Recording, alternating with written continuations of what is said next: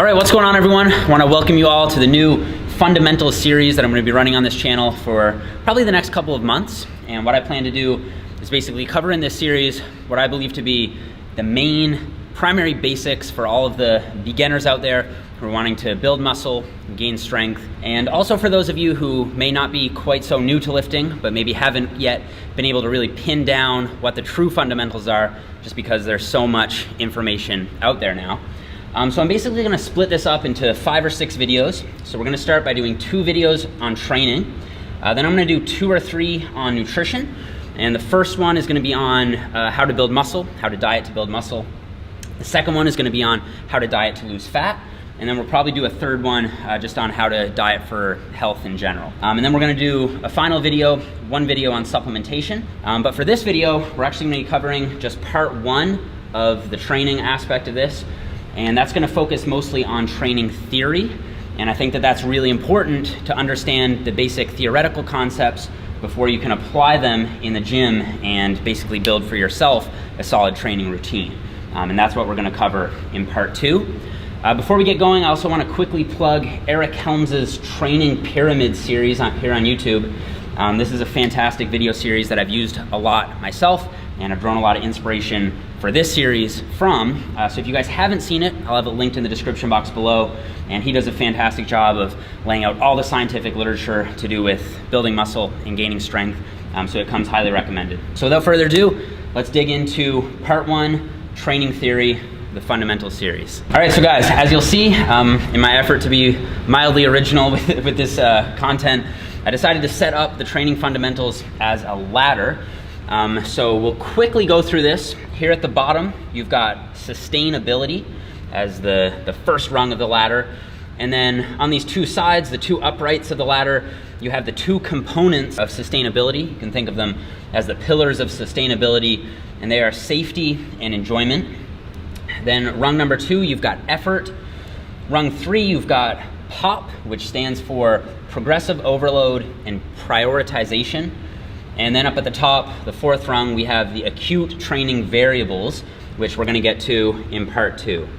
So this will be covered in part 2 of this video. So we're gonna cover all of these basics in this video, and then all the acute variables in the second video, which includes things like training volume, intensity, rest periods, tempo, exercises, training splits, and all that stuff. So first, let's cover this first upright over here, which is safety. It may sound boring, and it is, but trust me, if you do neglect it, you will regret it, I think, down the road. And I think it's really important to cover safety first, especially for all of our beginner viewers.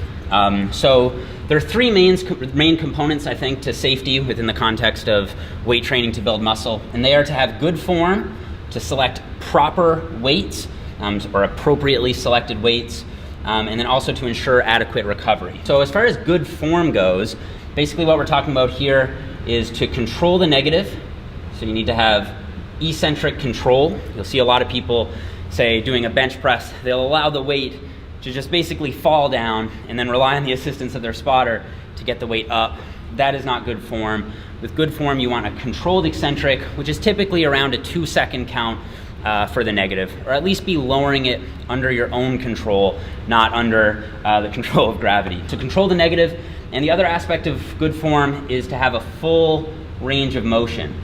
So doing quarter reps, half reps, while they can have their place, I think that for beginners, you want to focus on taking the movement through the full range of motion. Properly selected weights refers to not using weight that's too heavy, also not using weight that's too light. This can be a little difficult for a beginner to find out, so you may have to use some trial and error to figure out what an appropriate weight is for you. General rule of thumb for beginners, we have the 2 for 2 rule. So this basically means if for 2 weeks in a row, you can perform 2 more reps on your last set of a given exercise, then it's time to increase the weight. So let's just say, as an example, you're doing 3 sets of 10 on the bicep curl, and you're using 20 pounds. Let's say you complete that 10th rep for the first week, or rather, you're supposed to do 3 sets of 10, but you can easily do 12 reps, or you can do 12 reps. Then the next week, you find that you can do 12 reps again. It's now time to increase that weight for your 3 sets of 10. if that makes sense. The third aspect of safety is ensuring adequate recovery. There are several facets to this. The first being ensuring that you have adequate rest days. So for beginners here, I recommend 1 day on, and 1 off. This of course will be individual, but let's just say you're running an upper-lower split. You can train upper body, rest for a day, lower body, rest for a day, and then repeat that cycle through. That's a great example for beginners, and this just ensures that your joints and ligaments, your soft tissues, as well as your muscles themselves are recovering in between those sessions. This is going to be very individual, so for example, people with maybe more of an athletic background can certainly get away with a higher training frequency than this, and that's why I think it's important to listen to your body. So if you're noticing that you're a little more sore than usual, maybe you have a little more aches and pains than you typically have, I think it's important to listen to that feedback. And if you're especially feeling any injurious pain, where you think you're at an increased risk of injury, I think it's especially important to take a big picture, long-term approach to this and consider just taking an extra rest day, allowing yourself to heal up, or maybe just doing some light cardio or something like that to allow yourself to recover. Sleep is another really important aspect of recovery. I think that this is undermined quite a lot amongst trainees, especially those of us who are really busy. However, I think the scientific literature has strongly shown that getting 7 to 8 hours of sleep per night is significantly better for both performance and body composition than just getting 5 to 6 hours per night. So if you can get those extra couple of hours, I think it's definitely a good idea, and it's definitely going to help out your progress in the gym. On a side note, there is some evidence to support that sleeping even more, so say 9 to 10 hours per night, will improve athletic performance, particularly in the case of sprinters. Whether or not this will translate into improved body composition or strength and hypertrophy gains, I think remains to be seen. But the bottom line is if you can squeeze in more sleep, it certainly is a way to improve your recovery and expedite your progress. The fourth aspect to recovery, I think, is nutrition. And this is a topic we're gonna get to in another video, so I'll save that for that.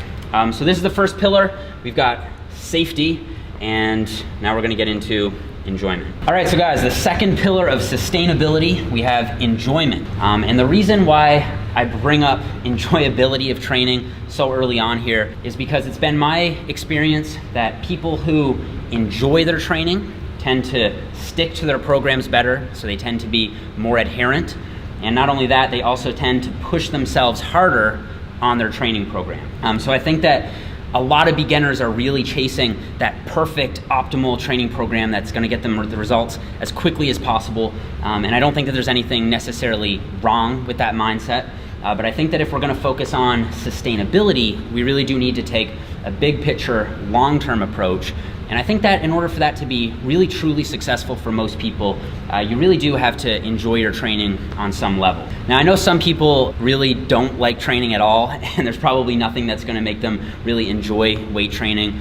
And for those people, you may wanna think of it as designing yourself a routine that's just gonna suck less. And one simple way to do this is just by making your workouts more efficient.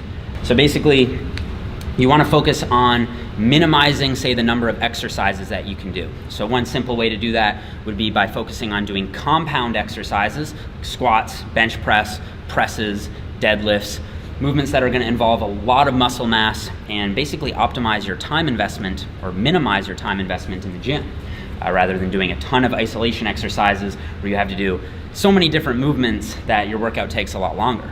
You also may want to consider doing, say, full body training, where you may only have to be in the gym 2 or maybe 3 times a week, rather than, say, 4 or maybe 5 times a week like you'd see on a split routine. Ultimately, I think that enjoyability is very important for having a sustainable approach to your training over time. And a lot of this is going to come down to personal preference and personality. And 2 important points I'd like to bring up here are the idea of variety and consistency. In my experience, especially my coaching experience, I've noticed that a lot of people really do like to switch things up quite frequently. It keeps their training more interesting, and it keeps them having a higher level of enjoyability with their training.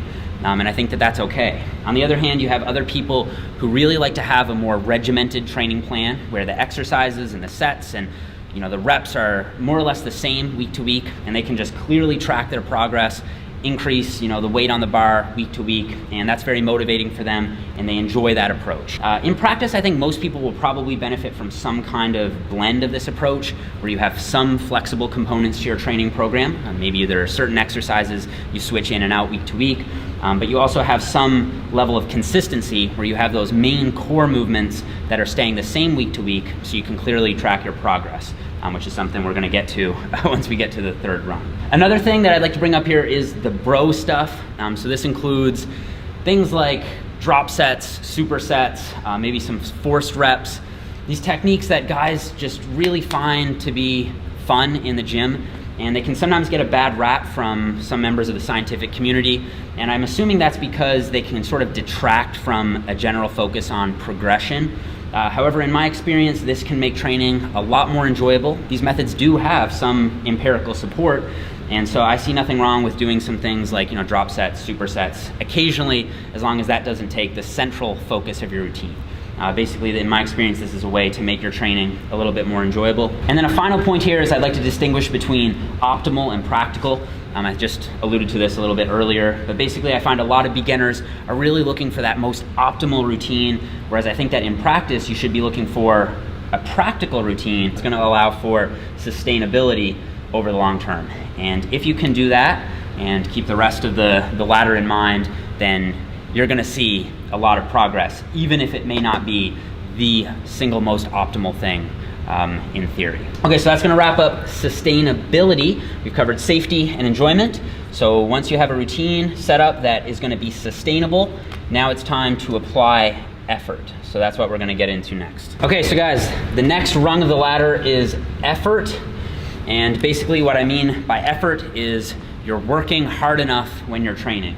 And the reason that I rank this so early on in the ladder is because I see so many people, like I've said, who are chasing that optimal routine, but they're just simply not pushing themselves hard enough in the gym. And I did a video with my girlfriend Stephanie on the channel about this, and I'll just link it up here in the cards somewhere if you haven't seen it. But the main finding was that so many people who are training in the gym basically just aren't pushing themselves hard enough, I think, to see significant hypertrophy gains. And people are leaving way more reps in the tank than I think they should be. And in that study, I think they basically found that I think something like 20% of trainees were leaving 10 reps or more in the tank on the bench press.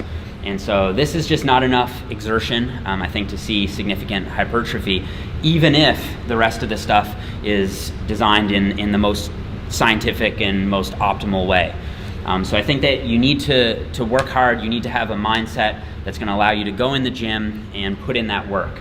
And in all of my training experience as an athlete and as a coach, I've never really come across a routine that's so optimal on paper that it can allow you to get away with having to put in the work.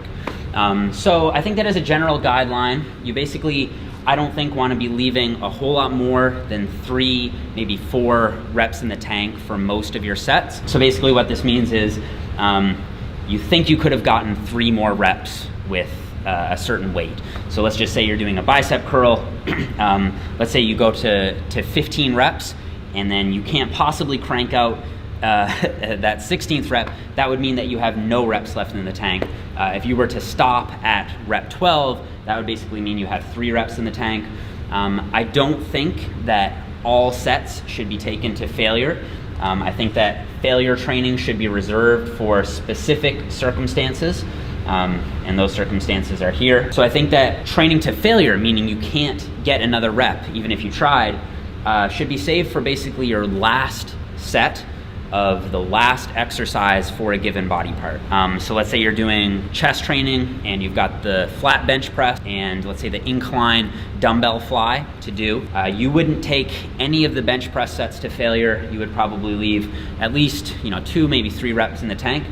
And then once you get to the dumbbell fly, you would leave reps in the tank until your final set, and then you would take that one to failure. And this actually doesn't need to happen. I see this actually probably more so as an intermediate technique. You could always be leaving a few reps in the tank, but as long as you're getting within that certain threshold close to failure, which isn't clearly defined, but it's probably somewhere around 3 reps left in the tank, then I think you're pushing yourself sufficiently hard. I think that failure sets should be saved for isolation work. So basically heavy compound movements, things like squats, overhead presses, bench presses, deadlifts. You shouldn't really be training to failure where you couldn't get another rep on those. I think you should save it for isolation movements. So these are single joint movements, things like bicep curls, tricep extensions, lateral raises, things like that. And especially machine exercises, things where you don't run the same risk of injury if you were to actually fail. And then if you are doing compound exercises and approaching failure, I think it's important to have a spotter just in general. And this ties in, of course, with the whole safety pillar of the ladder. This is basically the second rung here. You have to apply that effort in an appropriate way. That, again, doesn't mean that all sets have to be taken to failure and you always have to go balls to the wall. But in my experience, a lot of people, including a lot of beginners, once they have, their form mastered and they've set themselves up on a sort of routine that is enjoyable, or at least they have enjoyment of the routine in mind so that they can sustain their program over time, I think now it's a time to get that mindset locked in where you're going to be willing to apply that effort once you get your routine set up and in place. All right, so now we're ready to apply effort. It's time to move on to POP, which stands for progressive overload and prioritization. So we're gonna get into that next. Okay, so guys, on the next rung, we've got POP. This stands for progressive overload and prioritization. So progressive overload basically means that you're doing more over time. Typically, this will come in the form of doing more weight or more reps, and this is the way people usually think of progressive overload. So if you're doing, let's say, 100 pounds on the bench press in week 1, and you're doing 105 pounds on the bench press in week 2 for 10 reps each, 10 reps and 10 reps, that would be progressively overloading the weight. If you're doing 100 pounds the first week and then 100 pounds the second week, but you're doing 10 reps the first week and you do an extra rep, so you do 11 reps in the second week, that would be a form of progressive overload.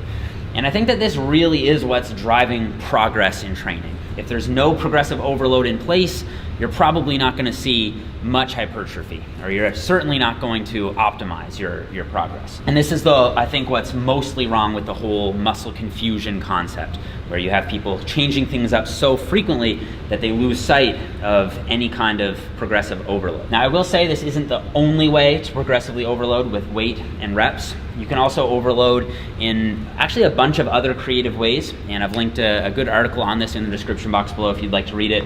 But quickly, you can also overload efficiency. One way to do this would be to maybe use the same weight and use even the same reps, but you just shorten your rest period between those sets. So say instead of resting maybe 2 minutes between sets, you'd rest only 1.5 minutes. And as such, you're making your workout shorter, and you're also making it a little bit harder because you don't have quite as much time for recovery between sets. That's one way to apply overload. You can also overload exertion. So one way to do this would be by, say, slowing down the tempo of the movement.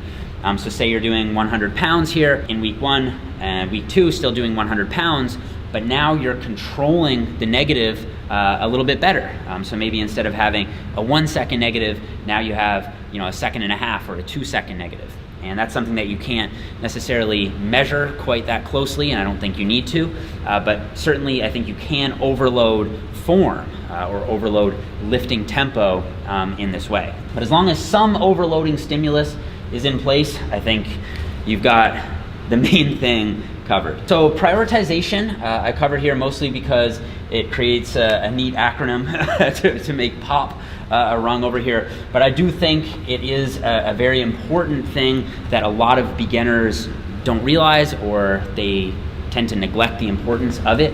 And it ties in very closely to the concept of specificity. But the main idea here is that You want to prioritize according to what your goals are. So if your goal is to increase your bench press, then you need to put a focus in your training on increasing your bench press.